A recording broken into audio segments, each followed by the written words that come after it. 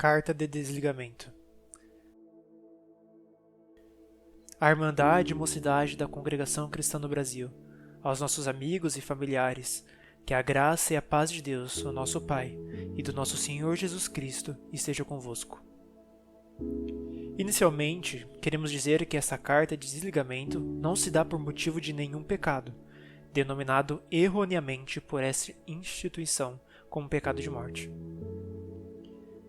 Eu, Leonardo Caralba Masson, músico, juntamente com a minha esposa, Gabriela Gonçalves Masson, viemos por meio desta carta comunicar oficialmente o nosso definitivo desligamento da instituição Congregação Cristã no Brasil.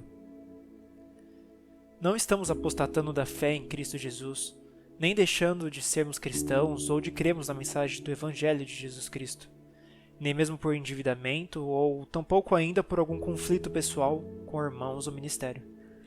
Estamos em paz e respeitamos toda a irmandade e mocidade no amor de Cristo Jesus. Essa decisão tem como principal premissa a seguinte afirmação: a verdade do Evangelho é completamente inegociável. Como disse Pedro, mais importa obedecer a Deus do que aos homens. Atos 5:29. E como o próprio Cristo disse, quem ama o pai ou a mãe mais do que a mim, não é digno de mim. E quem ama o filho ou a filha mais do que a mim, não é digno de mim. Mateus 10:37. A decisão de desligamento foi tomada a partir de uma busca intensa e maravilhosa nas Sagradas Escrituras, que é a única e verdadeira palavra revelada por Deus. 2 Timóteo 3, 16 a 17, Hebreus 1, 1. O que nos motivou a tomar essa decisão foi apenas uma razão: o amor pelo Evangelho do nosso Senhor Jesus Cristo e a total suficiência que encontramos nele. Certamente não é uma decisão simples e muito menos confortável para mim e minha amada esposa. Mas nos últimos meses, o Espírito Santo tem nos despertado para lermos e examinarmos as Escrituras com mais dedicação. E temos a certeza viva de que essa é a melhor decisão a ser tomada em nossa vida como casal. Algo que em toda a nossa vida na CCB, nós não aprendemos. Sentimos profunda vergonha e arrependimento pelo tempo que negligenciamos a examinar as Sagradas Escrituras, as quais Deus nos deixou para meditação constante, de dia e de noite, Josué 1:8 e João 5:39. Compreendemos que um cego não pode guiar outro cego, como nosso mestre ensinou em Lucas 6:39 a 42.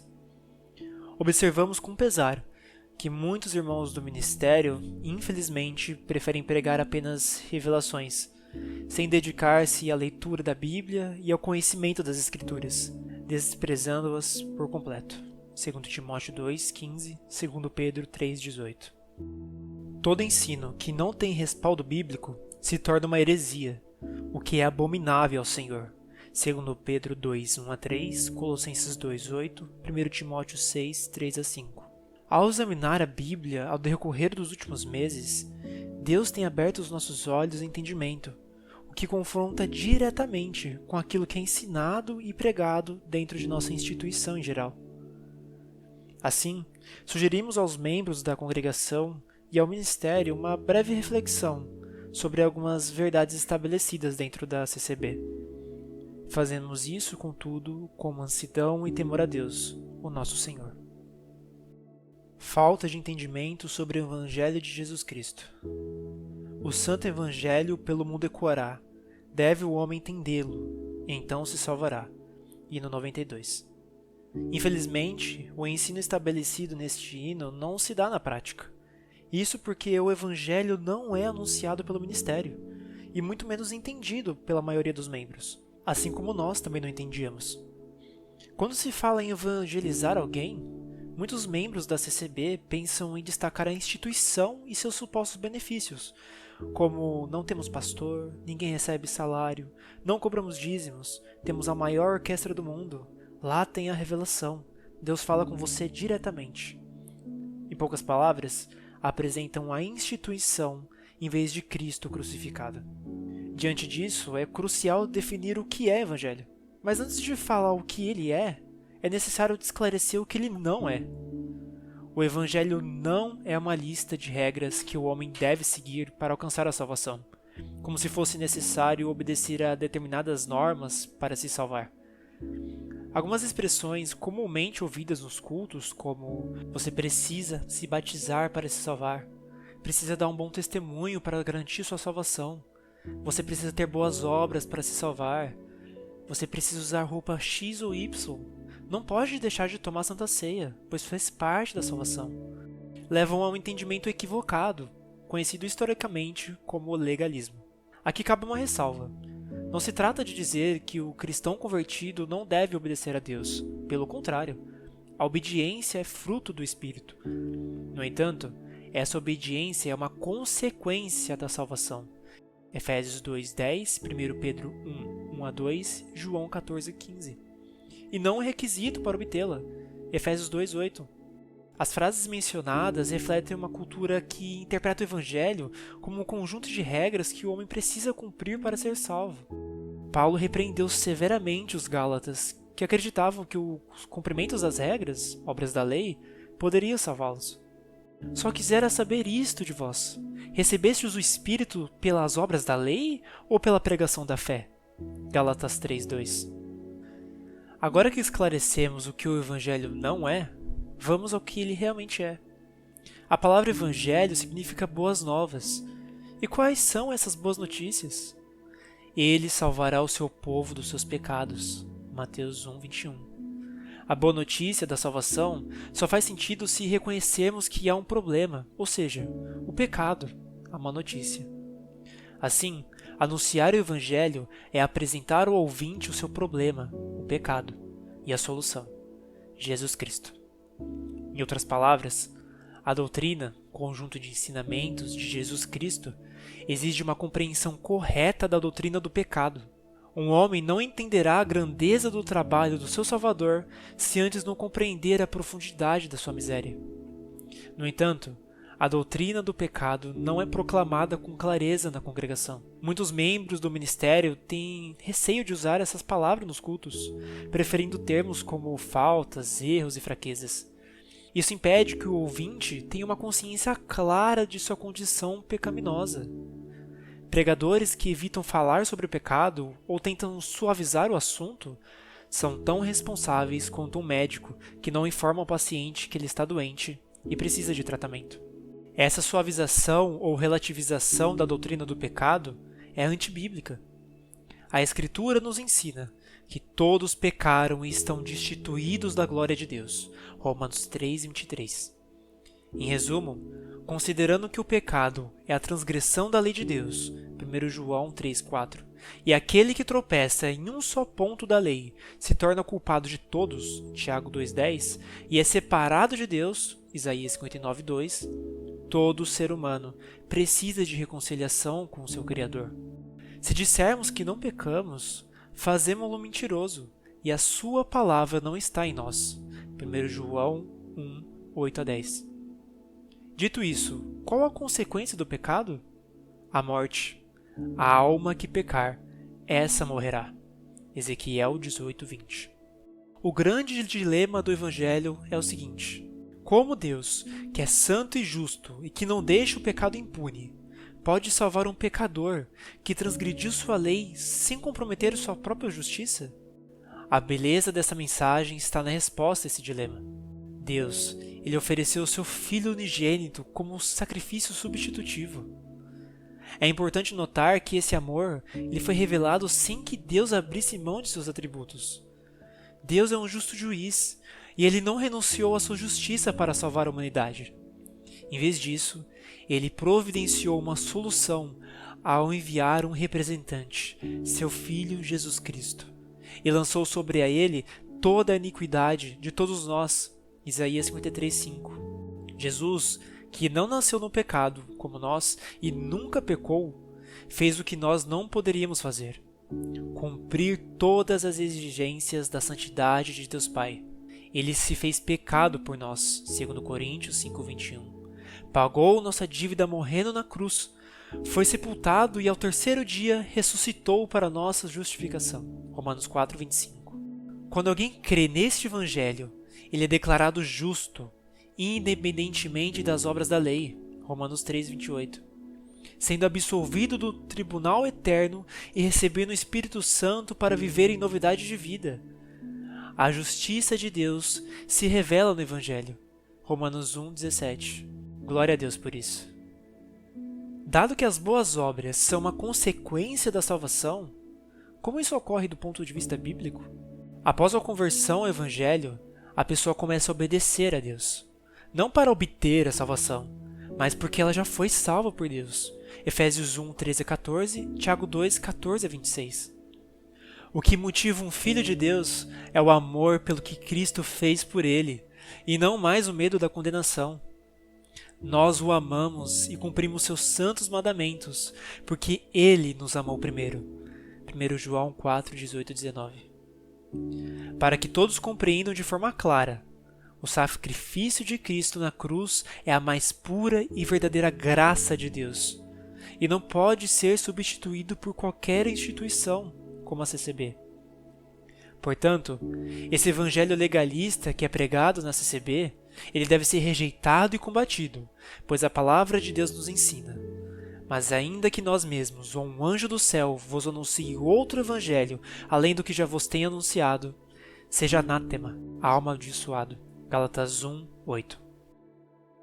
Falta de autoridade e ensino das Sagradas Escrituras. Se alguém te perguntasse, o que significa ser cristão? Talvez você respondesse, horas, ser seguidor de Jesus Cristo. E se continuassem te perguntando, onde conhecemos esse Jesus Cristo e aprendemos com ele? Sua resposta provavelmente seria, nas Escrituras. Perfeito. No entanto, na CCB, a Bíblia tem sido discretamente deixada de lado. Embora a CCB não declare explicitamente que a Bíblia não é a única fonte de autoridade na Igreja, na prática, isso é o que acontece. Os membros do ministério se colocam em pé de igualdade com a palavra de Deus. Em vez de permitir que a Bíblia dite as regras de conduta para o presbitério e a igreja, é o presbitério que dita as regras para toda a igreja, colocando a Bíblia a um segundo plano, de forma semelhante ao que ocorre no catolicismo romano. Na prática, quando um membro da CCB enfrenta dificuldades em alguma área da vida cristã, na maioria das vezes, o ministério não oferece um conselho baseado na Bíblia, mas sim de acordo com a cultura e a tradição da instituição, ou seja, pelas supostas revelações que nomeiam erroneamente de Palavra de Deus. Se a Bíblia é a Palavra de Deus, inspirada pelo Espírito Santo, e a única apta para o ensino e correção, segundo Pedro 1:20-21, segundo Timóteo 3:16, a função da liderança deveria ensinar a Palavra de Deus aos membros. No entanto, o que observamos é um grande descaso por parte do ministério em relação ao ensino bíblico, embora isso não se aplique a todos. Há inclusive um verdadeiro tabu em relação à palavra estudar, quando na verdade o próprio Jesus nos incentivou a estudar as Escrituras. Jesus disse, examinai as Escrituras, porque vós cuidais ter nelas a vida eterna, e são elas que de mim testificam. João 5:39. O estudo bíblico é essencial para o crescimento espiritual, a compreensão profunda da vontade de Deus e a aplicação de seus princípios na vida cotidiana. É através desse estudo que somos fortalecidos na fé, protegidos de erros doutrinários e capacitados a enfrentar os desafios da vida com sabedoria e discernimento. Além disso, o tópico de doutrina número 1 da congregação, que é bonito no papel, na prática não funciona. A Bíblia acaba sendo usada apenas como enfeite nos púlpitos. E qual é o resultado disso? Membros e líderes que, ao mesmo tempo, não reconhecem a Bíblia como a única fonte apta para o ensino, dando mais crédito aos tópicos de ensinamento e à tradição oral, e não conhecem a palavra de Deus, pois não são ensinados nela e tampouco são incentivados a entendê-la. Dessa forma, temos líderes cegos guiando membros cegos. Mateus 15:14, onde, conforme a parábola de Cristo, ambos acabarão caindo na cova. Eles cometem um grave erro de não reconhecer as Escrituras como a única ferramenta para o ensino e, consequentemente, não buscam conhecê-las, mantendo-se distantes do poder de Deus. Mateus 22, 29.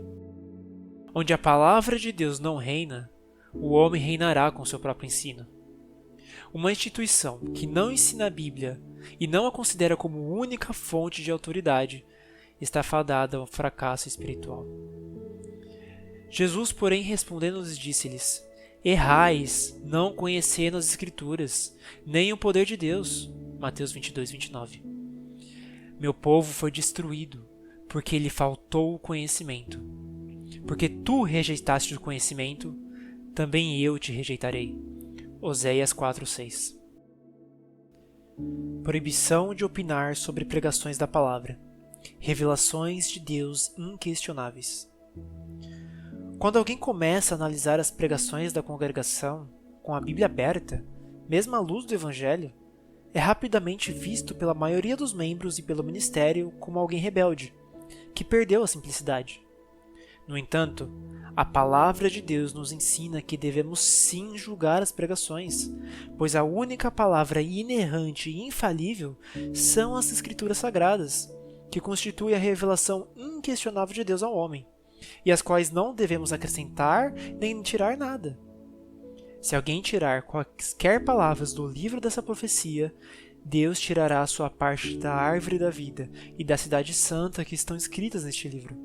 Apocalipse 22, 18 a 19. É precisamente por esse motivo que a Bíblia nos incentiva a julgar as pregações. E fala em 2 ou 3 profetas, e os outros julguem. 1 Coríntios 14, 29. Sempre, no entanto, de acordo com a palavra de Deus. Nem mesmo o maior apóstolo da fé cristã, Paulo, se considerou irrepreensível em sua pregação. Quando pregou na sinagoga dos judeus, ele elogiou os bereanos por verificarem se tudo o que ele pregava estava conforme as Escrituras. Ora, estes foram mais nobres dos que estavam em Tessalônica, porque de bom grado receberam a palavra, examinando cada dia nas Escrituras se estas coisas eram assim. Atos 17, 11. A palavra examinar no texto acima significa fazer um exame cuidadoso e exato. Uma igreja saudável deveria incentivar os seus membros a analisarem as pregações, comparando-as com as Escrituras, assim como os bereanos faziam, recebendo o elogio do apóstolo Paulo. Julgar a coerência das pregações também ajuda a prevenir um mal previsto na palavra, a presença de falsos profetas e heresias. Amados, não creiais em todo espírito, mas provai se os espíritos são de Deus, porque já muitos falsos profetas se têm levantado no mundo. 1 João 4:1.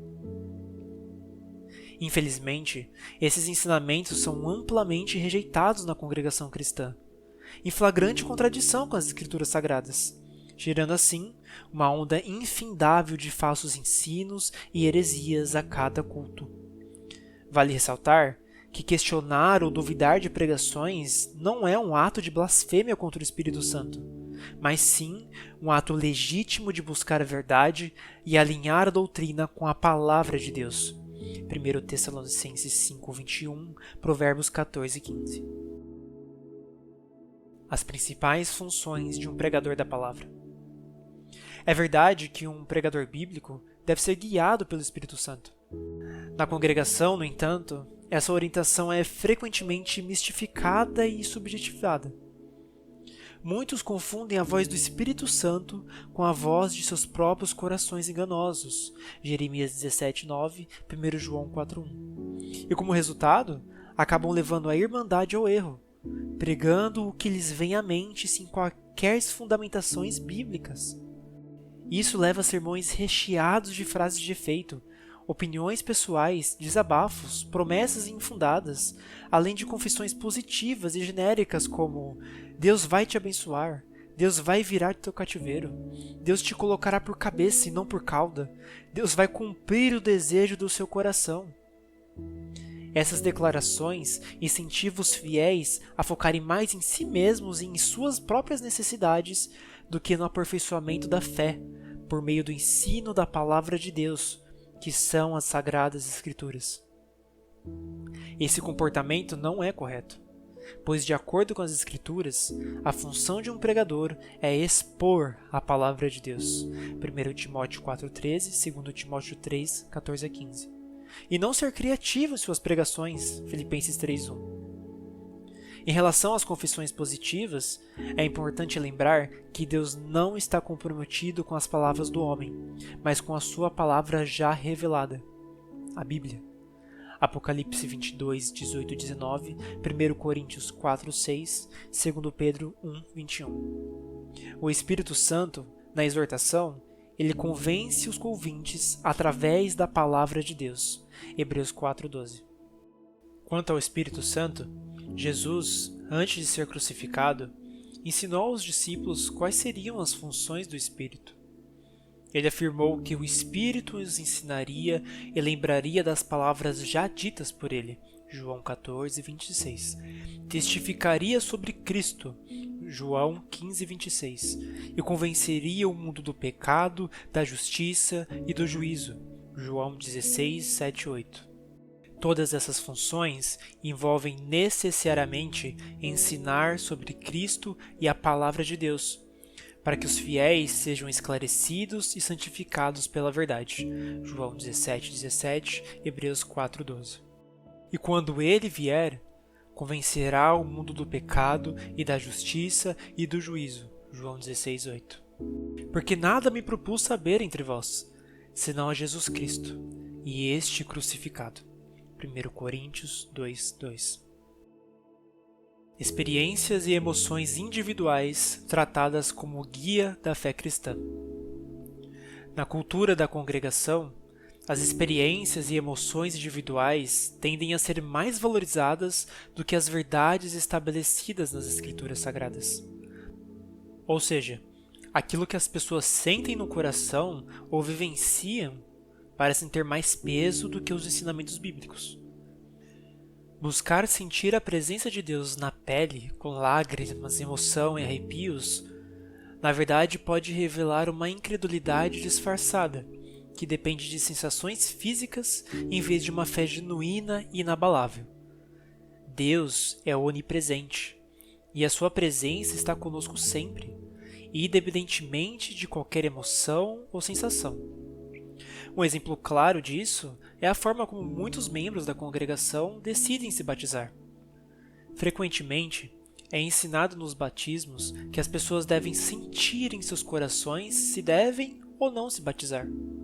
Como resultado, muitos membros procuram por sinais exteriores para confirmar se Deus está realmente chamando-os ao batismo, como se fosse necessário um chamado específico e individual para receber a esse mandamento dirigido a todos os que creem.